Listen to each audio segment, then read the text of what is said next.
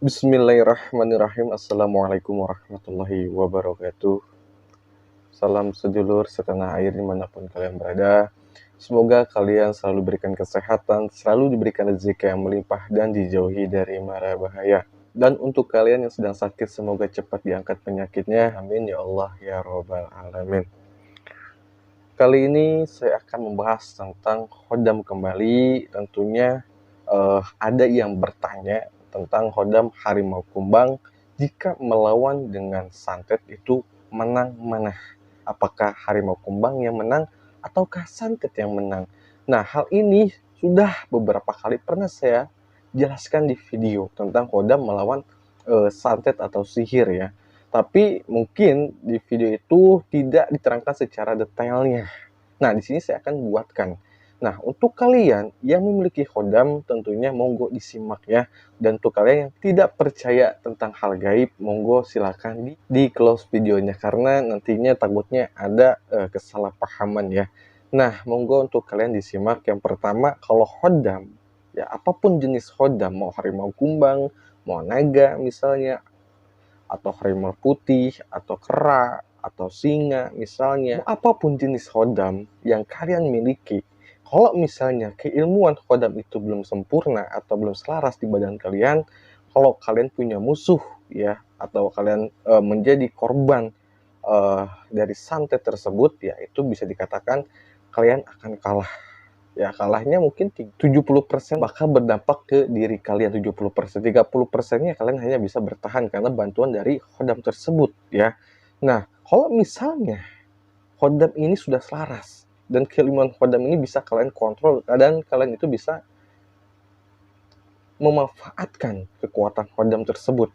Nah, kalau misalnya lawan santet, tentunya ini akan menimbulkan benturan sangat hebat. Ya, jadi balik lagi. Kalau misalnya si orang ini sudah menguasai khodam, tapi dengan adanya santet ya, terus melawan dukun santet yang mengirimkan, ya ini kalian harus perlu kalian ketahui.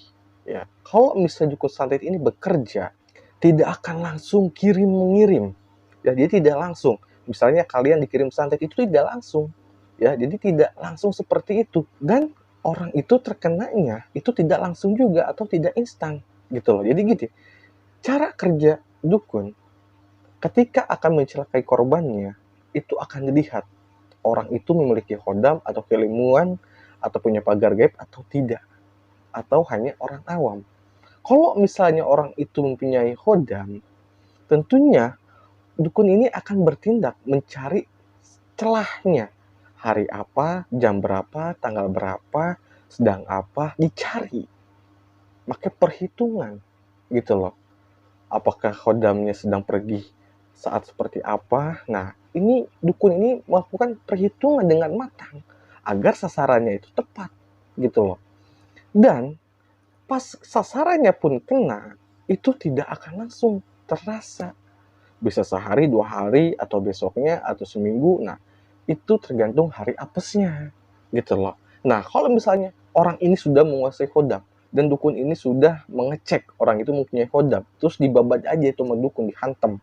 Tentunya dukun itu sudah percaya diri bahwasanya orang ini akan kalah walaupun mempunyai khodam.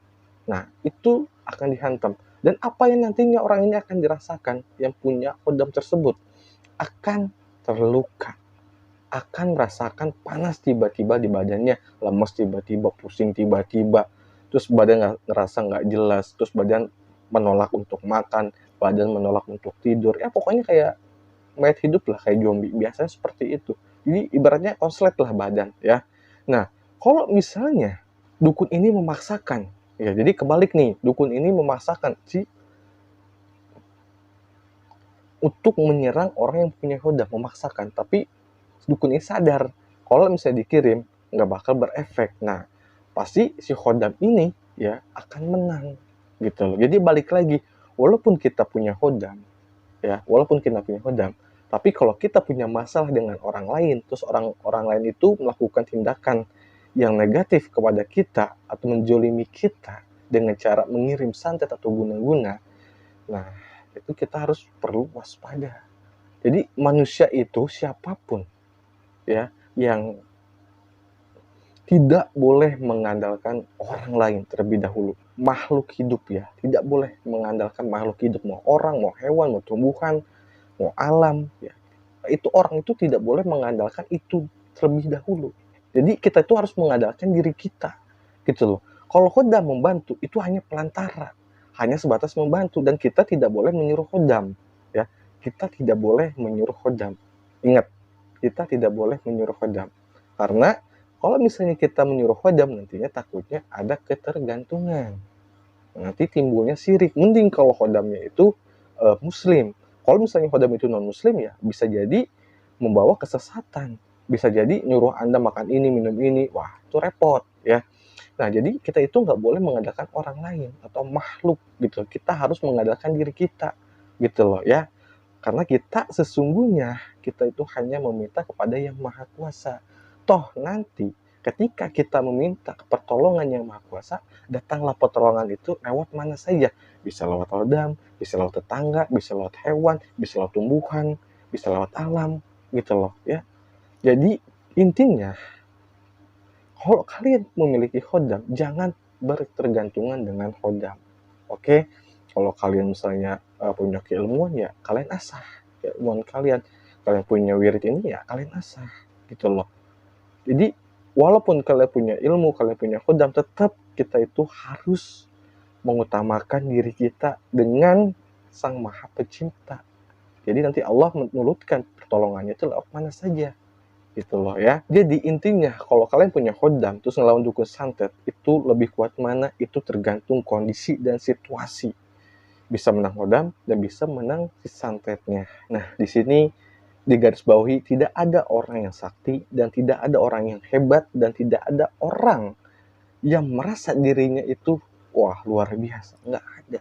Semua itu ada hari apesnya, semua itu ada hari celakanya, semua itu ada hari turunnya, semua itu ada hari naiknya gitu. Jadi ya kita sebagai manusia ya hidup dengan wajarnya. Kalau kalian tidak mau disantet sama orang lain ya setidaknya lisanmu, tingkah lakumu, perbuatanmu itu harus dijaga gitu loh. Ah Kang, saya udah ucapan saya selalu benar, tingkah laku saya selalu benar, ucapan saya selalu benar, tapi ada aja orang yang sirik sama kita. Nah, itu ya namanya manusia. Karena namanya manusia itu beragam ya, sifat dan karakternya itu beragam gitu loh. Nah, jadi intinya balik lagi ke diri kita seperti itu. Biarkan kita dizolimi oleh orang lain, asalkan jangan kita yang menzolimi orang lain gitu. Oke? Dan sekali lagi untuk kalian yang ingin dibuatkan konten atau video selanjutnya tentang apapun, silahkan tulis di kolom komentar. Jika saya mengerti atau saya tahu, insya Allah saya akan buatkan video itu. Dan untuk kalian jangan lupa dukung terus channel YouTube Lintang Junior dengan cara subscribe, di like, dan ditekan tombol loncengnya agar kalian tidak ketinggalan video yang nantinya saya akan buatkan. Dan untuk kalian yang ingin konsultasi masalah hal gaib, mau pengisian, mau apapun itu, atau pengobatan medis maupun non medis, ya secara jarak jauh, insya Allah ya asalkan yakin, silakan DM ke inbox saya ya di Instagram. Dan saya pamit undur diri, mohon maaf bila ada salah kata atau ketidaksamaan pendapat. Mohon maaf, saya pamit. Wassalamualaikum warahmatullahi wabarakatuh.